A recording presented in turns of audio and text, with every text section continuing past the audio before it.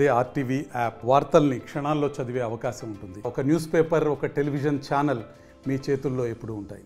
AP deputy CM Pawan Kalyan మొట్టమొదటిసారి deputy సీఎంగా బాధ్యతలు స్వీకరించిన తర్వాత కడప జిల్లాలో పర్యటిస్తున్నారు. ఉమ్మడి కడప జిల్లా అయినటువంటి రాజంపేట నియోజకవర్గ పరిధిలో కూడా ఆయన పర్యటన కొనసాగుతుంది. అయితే గతంలో ఏదైతే అన్నమయ్య ప్రాజెక్టు కారణంగా సర్వస్వాన్ని కోల్పోయి నిరసరాయులుగా మిగిలినటువంటి వారికి భరోసా ఇచ్చే దిశగా కూడా ఆయన రేపు అంతా కూడా ఆ పర్యటనలో అడుగులు వేయనున్నారు. ఈ నేపథ్యంలో ఏదైతే అన్నమయ్య ప్రాజెక్టు కారణంగా పూర్తి స్థాయిలో నష్టపోయినటువంటి పులపత్తూరు గ్రామాన్ని కూడా సందర్శించి అక్కడ గ్రామస్తులతో భేటీ అయ్యి వారి సమస్యలు, స్థితిగతులను అడిగి తెలుసుకునే ప్రయత్నం చేయనున్నారు. అయితే ఈ నేపథ్యంలో మనతో పాటు జనసేన అన్నమయ్య జిల్లా ఇన్ఛార్జి ఉన్నారు. ఆయన అడిగి తెలుసుకుంటే అన్న చెప్పండి అన్న, అసలు రేపు పర్యటన ఎలా కొనసాగబోతుంది ఏంటి? నమస్కారం. రేపు ఉదయం 9 గంటలకు తిరుపతి ఎయిర్పోర్ట్లో ల్యాండ్ అవుతారు, రేణిగుంట ఎయిర్పోర్ట్లో. ఆ తర్వాత రోడ్డు మార్గాన మన మైసూరువారిపల్లికి వస్తారు. మైసూరువారిపల్లిలో గ్రామసభ ఉంటుంది.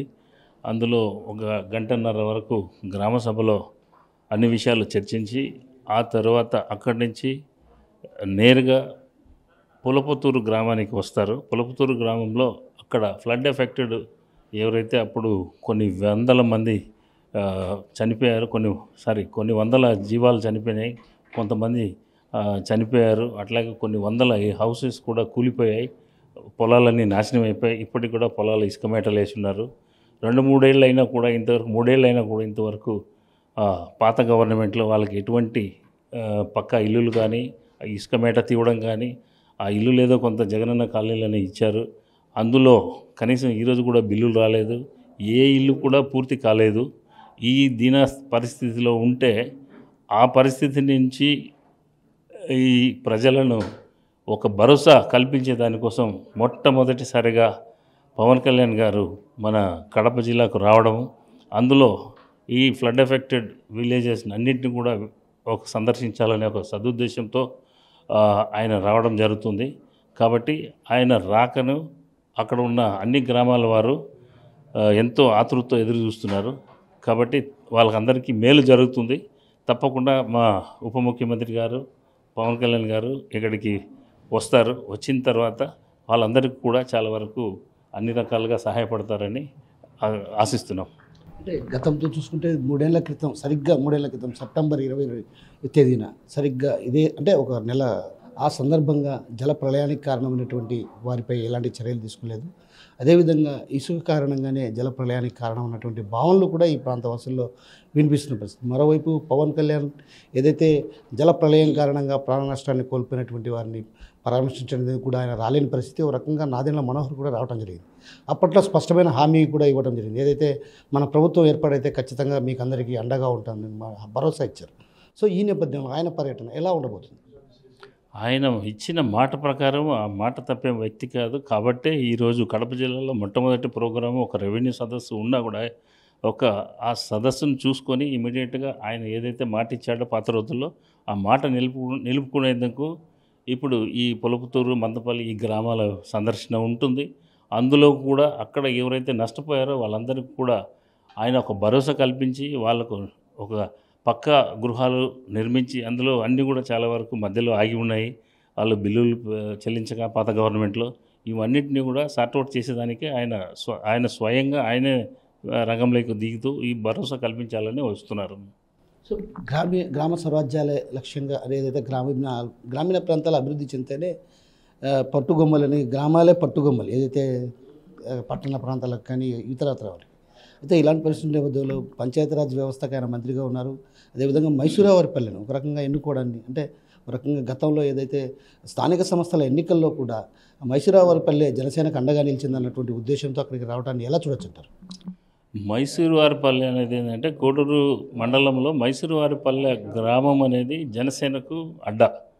సో అక్కడ అంటే అడ్డా అనే ఒకటే కాదు, అక్కడ అందరూ కూడా జనసేనను ఆదరించారు. కాబట్టి ఆయన విజిట్ కడప జిల్లాలో మైసూరువారిపల్లికి రావడం జరుగుతుంది. ఎందుకంటే గ్రామము ఒక గ్రామ పంచాయతీ, పంచాయతీ సర్పంచులు వీళ్ళన్నింటినీ కూడా కంప్లీట్గా గత ప్రభుత్వం నిర్వీర్యం చేసి అందులో ఉన్న నిధులన్నీ డైవర్ట్ చేసి అసలు పంచాయతీ అనే దానికి ఒక విలువ లేకుండా చేసినారు. కానీ ఇప్పుడు మా ఉప ముఖ్యమంత్రి గారు రావడము, ఆయన పంచాయతీల మీద ఎక్కువగా దృష్టి పెట్టడము, పంచాయతీలన్నింటినీ బలోపేతం చేస్తేనే, గ్రామాలు బలోపేతం చేస్తేనే దేశం బాగుంటుంది అనే ఒక సదుద్దేశంతో ఆయన ఆ గ్రామాల మీద, గ్రామ సర్పంచుల మీద, గ్రామం మీద, అభివృద్ధి మీద ఆయన పట్టు సాధించాలనే ఉద్దేశంతోనే ఈరోజు ఈ గ్రామ సభలు అనేటివి నిర్వహించడం జరుగుతుంది. ప్రధానంగా ఆయనకు ఒక కీలక శాఖ ఉంది, ఏదైతే ఎర్రచందనం అటవీ శాఖ కూడా ఆయనకు సంబంధించి ఎర్రచందనం పరిరక్షణ కూడా ఆయన పైన బాధ్యత ఉంది. కడప జిల్లా నుంచి యథేచ్ఛగా ఎర్రచందనం అక్రమ రవాణా జరుగుతున్నటువంటి పరిస్థితి గతంలో. ఇప్పుడు వాటిపైన ఏమైనా ప్రత్యేకమైన దృష్టి సారించే అవకాశాలు ఏమైనా ఉన్నాయి? తప్పకుండా. ఎందుకంటే ఎర్రచందనం అనేది వైసీపీ గవర్నమెంట్లో ఇష్టారాజ్యంగా జరిగింది. ప్రతి ఒక్కరూ అంటే ఊర్లో ఎంతమంది ఉంటే అంతమంది ఆ ఎర్రచందనం దొంగలను అమ్మేసుకోవడము, దానివల్ల ఎంతోమంది వైసీపీ నాయకులు లబ్ధి పొందడం జరిగింది. వాళ్ళకి కేసులు ఉండవు, వాళ్ళ ఇష్టారాజ్యంగా జరిగింది ఎర్రచందనము, ఇసుక ఇవన్నీ కూడా. ఇప్పుడు మా ఉప ముఖ్యమంత్రి గారు ఈ శాఖను తీసుకున్న తర్వాత ఆయన ఒక టాస్క్ ఫోర్స్ పెట్టడము, ముందుకు ఇప్పటికీ చాలా వరకు తగ్గాయి. మీరే చెప్పొచ్చు, అది ఆయన చాలా వరకు ఈ ఎర్రచందనం దొంగలు తగ్గారు. రెండోది అటవీ సంపదను కాపాడుకుంటున్నారు. అట్లాగే ఇటువంటి దొంగలందరినీ కూడా శిక్షలు కూడా కొద్దిగా తీవ్రతరంగా చేస్తున్నారు. కాబట్టి ఖచ్చితంగా ఎర్రచందనం అనేది ఈ తప్పుడు పనులు చేసేదానికి, దొంగ పనులు చేసేదానికి అవకాశం లేకుండా ఉప ముఖ్యమంత్రి గారు దాన్ని నిలువరించేదానికి మంచి ప్రత్యేక శ్రద్ధ తీసుకుంటున్నారు. అదేవిధంగా ఇప్పుడు రాజంపేట నియోజకవర్గానికి అభివృద్ధి అంటే గతంలో ఏదైతే ఎన్నికల సందర్భంగా ఆయన పర్యటన సందర్భంగా కూడా స్పష్టమైన హామీ ఇవ్వడం జరిగింది. ఆ హామీల అమలు కోసం మీరు కూడా ఏమైనా ప్రయత్నాలు చేయబోతున్నారా? ఎలాంటి హామీలు అమలు చేయడం? తప్పకుండా. ఆయన ఏదైతే ఎలక్షన్లో వచ్చినప్పుడు చంద్రబాబు నాయుడు గారు, పవన్ కళ్యాణ్ గారు వచ్చి ఆ రోజు కొన్ని వాగ్దానాలు చేయడం జరిగింది. ఆ వాగ్దానాల దిశగా ఆ పనులని చేయించడానికి జనసేన పార్టీ తరఫున మేము, అలాగే టీడీపీ పార్టీ నుంచి కూడా టీడీపీ వాళ్ళు అందరం కలిసికట్టుగా ఆ రాజంపేట అభివృద్ధి దిశలో నడిపించడానికి ముందుకు తీసుకెళ్తాం. ఎందుకంటే గత ప్రభుత్వం ఏ రకంగా నాశనం చేసిందో ప్రతి ఒక్కరికి తెలుసు. దాని నుంచి ఆ నాశనం ఏదైతే జరిగిందో దాని నుంచి కోలుకొని ఒక అభివృద్ధి బాటలు నడిపించేదానికి మా ఉమ్మడి ప్రభుత్వం బీజేపీ కానీ, టీడీపీ కానీ, జనసేన కానీ ముగ్గురు కలిసి అభివృద్ధి బాటలు నడిపించేది మా వంతు మేము కష్టపడి సహకారం అంటే సపోర్ట్ చేసి మా అధినాయకత్వం కూడా సపోర్ట్ చేస్తుంది. తప్పకుండా మున్సిపాలిటీ అభివృద్ధి చెందుతుంది. అలాగే గ్రామాలకు ఎట్లాగో ఇప్పుడు కంకణం కట్టుకున్నారు మా ఉప ముఖ్యమంత్రి గారు. తప్పకుండా అభివృద్ధి దిశలో నడిపిస్తారు అని మాకు సంపూర్ణ నమ్మకం ఉంది.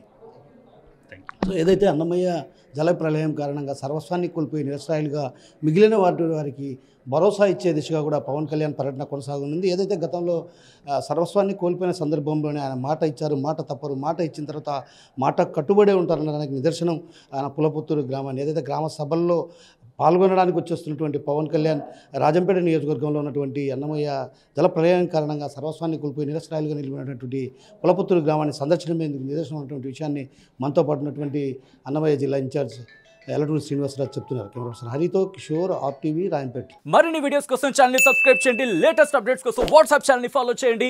అండ్ లింక్ డిస్క్రిప్షన్ లో ఉంది.